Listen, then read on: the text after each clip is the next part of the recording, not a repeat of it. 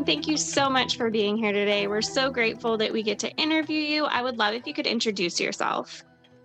Yeah, hi, Courtney. It is a pleasure to be here, and I'm excited to be one of your many, many podcast guests. My name is Glenn Rudin, and they call me the Message Master. Now, I specialize in helping small business owners and entrepreneurs figure out their true value in the marketplace, either of themselves or their service or the products that they put out there. And then I help that business owner take that value and distill it down into crystal clear words and phrases that will resonate with people who hear the business owner's pitch or see these words either in email or online on their websites. And it's essential because 90% of the people that I come in contact with struggle to truly figure out what is unique about them. And so I figured out now ways to help people describe themselves so they will resonate. And I do like to say to people, remember, not everybody who hears you, listens to you, or sees what you write about your company is a potential customer. But everybody that falls into that category knows somebody that is, and that's why it's essential to make sure your messaging is crystal clear. Thanks for the chance to talk about that. Love that. I would love if you could tell us what your book is about. So my book is called A Brand in Your Hand, and it is the business world's first full color, fully rhyming book on business, branding, messaging, and pitch. If you were ever or still are a fan of Dr. Seuss books or nursery rhymes, and you love that sing-songy way that not only that words and phrases and sentences rhyme, but the way they're easy to remember. I mean, you probably haven't heard Ring Around the Rosie, but you could probably fill in that next line, Pocket Full of Posy, just because when you were a kid, you heard that so many times. And because rhymes have a tendency to stick in our brains, they're just easier to remember. So when I endeavored to write my first business book, rather than just pulling work that I do from the work that I do with clients on branding and messaging, I decided that I was going to try and create a kind of Dr. Seuss for the business world. And that's what I've done with A Brand in Your Hand. Love that. What inspired you to write your book? Well, for years as a professional speaker, I've always heard how essential it is for every speaker to have a book that would accompany what they do when they get out on the speaking circuit and do that. It adds legitimacy to who you are as a business person. And if you're hearing my voice now and you've got an idea for a book, you really should get disciplined about writing it because it becomes an asset that you will have for the rest of your business career. And of course, you don't have to stop with just one, you can keep going. But this was something that was missing from my resume of business things that I needed to really round out myself as a speaker and give myself more authority in the areas that I consider myself an expert in. Love that. When you were writing your book, who were you thinking of when it comes to who your book is for? Well, it's a really interesting question. When I originally wrote A Brand in Your Hand, I was thinking that this would be an amazing book for young students who are in college or in grad school who don't really get indoctrinated into things like personal branding, messaging, elevator pitch. I find that, that my school did not teach these things way back when I went. And now when I have the opportunity to get on college campuses, which I do, to speak, which I do, and to listen to students both verbally introduce themselves and see the way they carry their personal branding out there, I can tell that 90% of the schools out there still don't focus on this. And so they more or less leave it to students to come up with their own way of developing their own personal brand. And I can tell you that there are certain rules and things that you need to follow. And when you don't know those, chances are what you end up doing is learning by making mistakes. And for me, there's no excuse for that because these are things that everybody should start to know at a very young age. They're just certain things that are important about the way you carry yourself, regardless of the profession you want to go in. And so originally, I wrote that book for college and high school students who were just starting out.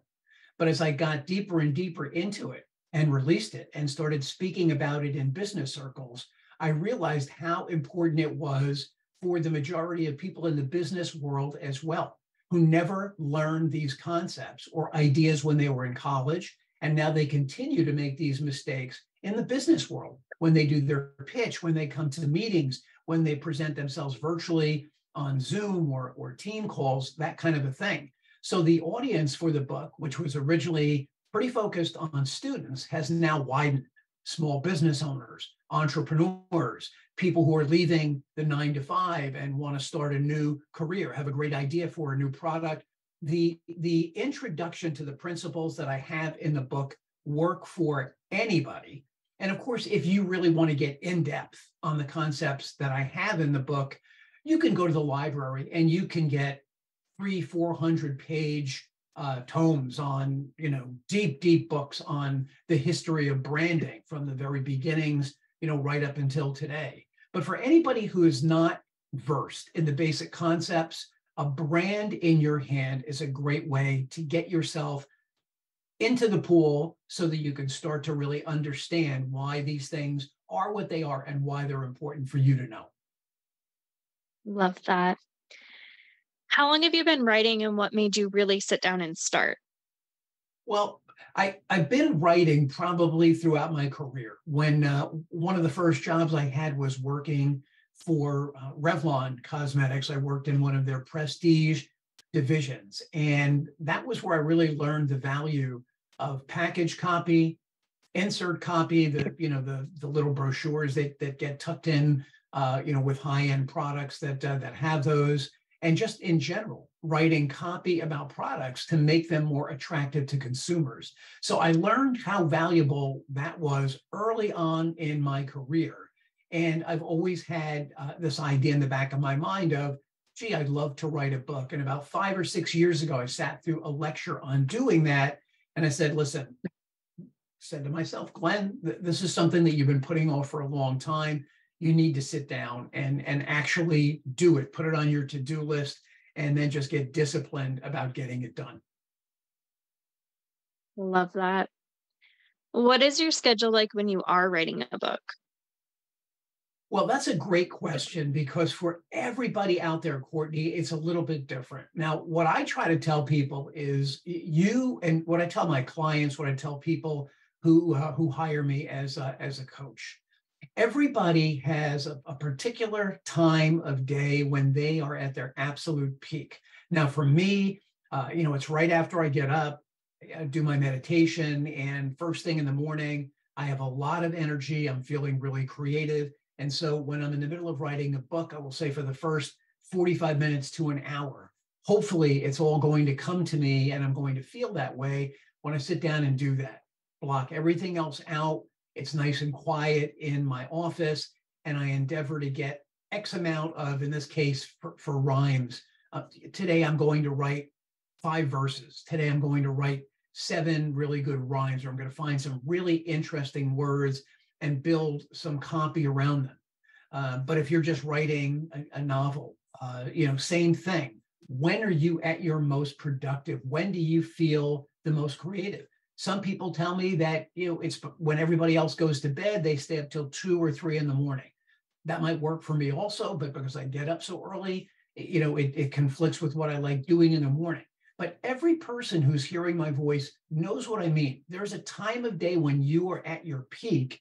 And for me, that's the time to really get disciplined and say, for this hour within my peak time, I'm going to do this. And I'm going to do it 3 days a week or 5 days a week or 7 days a week, just little bits at a time, because it's those little bits that add up. So if you do that every day for 30 days, at the end of 30 days, you look back and you say, wow, I have a lot of really good content here. Of course, it's got to be edited.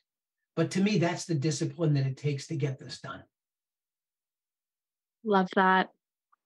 What do you need in your writing space to help you stay focused? Well, I think for me, the idea is to shut off all the distractions. So the phone's on silent. Maybe I don't even have my email up on my screen. I don't have any other projects that I'm thinking about. I'm purely just thinking from the standpoint of what is something that I could put down on paper today that the target audience for this particular book or this writing is going to be interested in. And again, right, it doesn't always come out exactly as you think it's going to. But the idea is that if every single day you get 200, 300, 500 words, and you start doing the math, right at the end of 10 days, you've got 3,000 words. At the end of 20 days, you've got 6,000 words. And as you keep doing this, and, to me, I like working with an outline so that I know, okay, I've covered, in particular in my book, let's say I'm doing something on who is your audience. Well, that's what I'm going to focus on today. I'm trying to get some rhymes done on audience. How do you do an audience evaluation? And just stick with that. And that's what I'm going to work on today. It's not every day that it comes out. Creative people will say, today, for whatever reason, I just don't have it. And that's okay. You can't force that. It's like sitting down and trying to write a hit song. Not that I've ever written a hit song, but I'm sure that if somebody sits down and says, I'm going to write a hit song today, other than very few, composers out there in the world, we can go from the Beatles to Taylor Swift. I'm sure that every single day that they or she sits down to do that, it doesn't just come to you. So you've got to have that feeling that it's working that day, but you do have to be disciplined and try to do a little bit of it every single day. Love that. What is your favorite writing snack or drink? I'm a cookie nut. And so for me, it's Oreos. And, Oreo, of course, has ventured down the path of a million different extensions and sizes and shapes and thicknesses and types of cream. But for me, Oreo does that. Early in the morning, I'm just drinking, my first cup of black coffee. So it's not that I have Oreos too often in the morning, but if you're going to ask me to choose something that would be my snack of choice, that would be it. Love it. What type of books do you personally enjoy reading? I like reading mysteries, crime investigations. I'm a big sports nut, so certain sports books and anything really about American history. I love also just understanding the history of this country from the Revolution to the Civil War, and how this country really came about. Those are probably my sweet spots. Love it. Are there any books or authors that inspired you to become a writer? Well, again, if I had to pay homage like I did in this particular book, and in this particular case, it was Theodore Van Geisel, who everybody knows is Dr. Seuss. I read those books when I was a kid. I read those books to my sons when they were quite young, and always got a lot out of it. And to this day, I'm still always impressed by just how creative and fun and inspiring all of Dr. Seuss's books are. So someone might be impressed to say, wow, you're an adult. That's the author that inspires you. But to me, that is the first inklings of really being interested in the way somebody wrote. Just listening to those rhymes about a cat in the hat, or thing one and thing two, and Horton Hears a Who, and How the Grinch Stole Christmas. All of those books to me are fascinating in terms of, then of course the last one, Oh, the Places You'll Go, which really was the inspiration for this book. But all of those, to me, reading those at a young age, and again, hearing those rhymes and seeing the images that were down on paper that match those, was just tremendously satisfying as a young reader. Love that. What type of books did you grow up reading? Did you have an all-time favorite? Well, I have to be honest. I was not a huge reader when I was a kid, and I would say that if I had favorite stories, once I got past the Dr. Seuss kinds of books, I think I gravitated more towards writing on sports and sports heroes of mine, reading about my music heroes like the Beatles and things like that. But I was not, unlike today where I'm always reading something on my iPad. When I was a kid, I just had other interests, and reading just wasn't one of the main things that I did. Love it. On the opposite side of that, now as an adult, what are your favorite series or authors that if they come out with something, you automatically grab it? Well, right now I happen to be reading a series by an author. I believe her name is Tana French, and she has about 8 stories, and some of them relate some of the categories to one another. But she writes about a particular crime-solving unit, and all of her stories take place in Ireland. So they're really interesting to me on a number of fronts. Number one, I love hearing about these small little villages and towns that she describes. I love the way she describes the characters in the particular books, and how through the course of the book, you really get to know who somebody is and what their background is. And she just has a really good writing style for me that I never truly get bored with these books of hers. And I've now I've now read about 4 out of the 8 in her series, and I'm looking forward to finishing out that set. I love when the books do dovetail one another just a bit, and I really, really like her writing style. Love that. What would you tell someone just starting out with reading again? Well, the number one thing I would say is read, just period, just read. If you're not constantly reading, you should be. Now, I also like reading, business periodicals and staying up to date on what's happening in the world of current events. But I think that it's really, really important to find, and give yourself a goal for reading during any particular year. Now, again, I don't read a ton. I'm not a tremendously fast reader, but I read a number of pages every night. And so there's always a book on my iPad that I'm reading. And by the way, I should say that, for people who don't like spending money on books, all of the books that I read now, or predominantly the ones that I read now, are free through the Libby app, which is associated with the local library. So just a little bit of a shout out to them, because there's pretty much not a book that you can't get for free and read for nothing. I mean, the iPad has been a game changer for me, just because I can adjust the brightness and the print size and things like that. And you don't have to worry about holding, pages open, and that awkward feeling when you're on one side or the other side. Love that. What would you tell someone just starting to write their own book? Well, find something. It's a great question. Find something that you are truly passionate about, something that you really want to share with the world, that you feel is a gift, that you have a story that you want to tell, a memory that you have about something that you did, either when you were growing up or in your adult life, right? Find something really interesting that you are passionate about, that will challenge you to take that story and bring it to life. Because I think when we endeavor to just write something that we think other people will be interested in, then we're really kind of chasing a lot of different directions, as opposed to finding things that you are truly passionate about, and then getting somebody else enthusiastic about it to say, you have to hear this because I really like this and I think you will too. Now, just remember, when you do that, regardless of what the topic is, regardless of what the story is, don't get discouraged that every single person that hears what that's about is not interested in it. Nothing is ever 100% right for everybody. I mentioned earlier, the Beatles are my favorite music.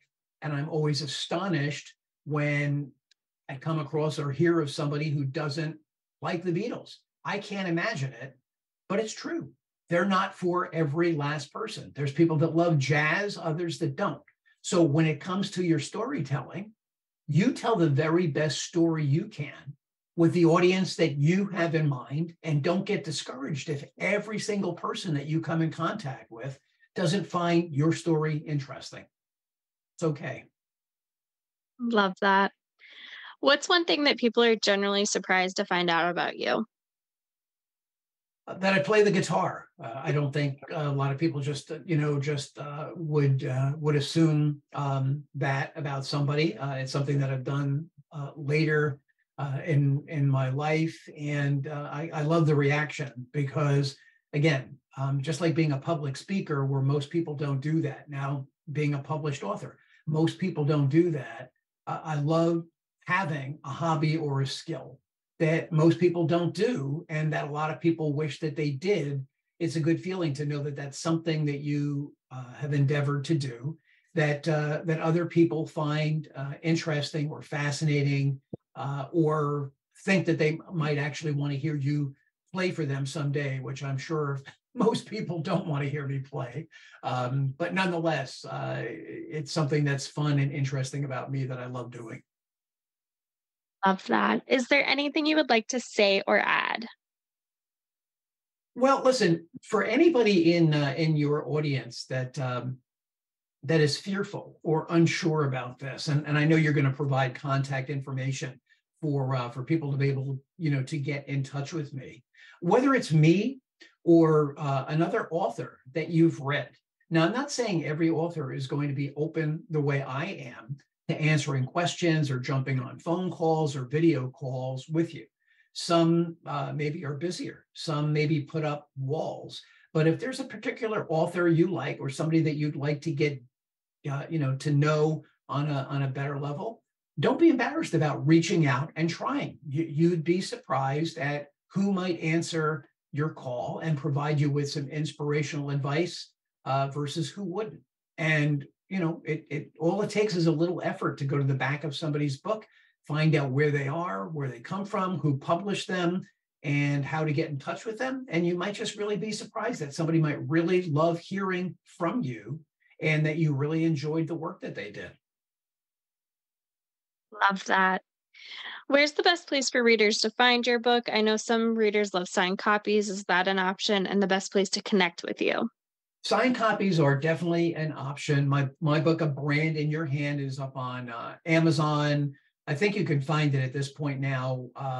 Pretty much every big book retailer, you can get it from. It's not that you could walk into a Barnes and Noble and it's on their shelf. It's probably not, but you can order it through Barnes and Noble. You can order it through Amazon. Right now, there's just a hardcover or the digital version of it. The hardcover is wonderful. I'll tell you that you can really. I know we're not doing a video piece, but this book is fully color illustrated, throughout, and there are little charts and prompts in here for people to fill out, to kind of help them. Again, this is a little section I'm holding up that no one's going to see, but it's on features and benefits. So the hardcover copy is a great one because it also serves as a workbook. And there's actually even a journal of blank pages in the back of it. So you can record notes and think about things that involve your brand or ideas that you have. So I do sign copies for people. And as I said, it's very easy to get up on Amazon, which is pretty much where everybody these days goes to find their books. And people can reach out to me in a number of ways. You certainly can write to me. My name is Glenn with two N's at alwaysbeencreative.com. You can find me on Instagram, and that is Glenn, two N's, GLENN _Rudin, RUDIN _message_master. Or maybe LinkedIn is a platform that you're on. You can find Glenn Rudin. I think I'm the only one on LinkedIn. And I love hearing from people. And I promise if I hear from you, you'll be hearing back from me. So give me that opportunity and I will give you the opportunity back. Amazing. Well, thank you so much for giving us the opportunity to interview you. We're so grateful. We'll be sure to drop those links in the show notes so that everyone can find you. And again, thank you so much. Courtney, I can't thank you enough. You're a true pro. I love the questions that you ask. They give me a good chance to really reflect on what I'm doing, and I'm looking forward to hearing this and sharing it. Thank you.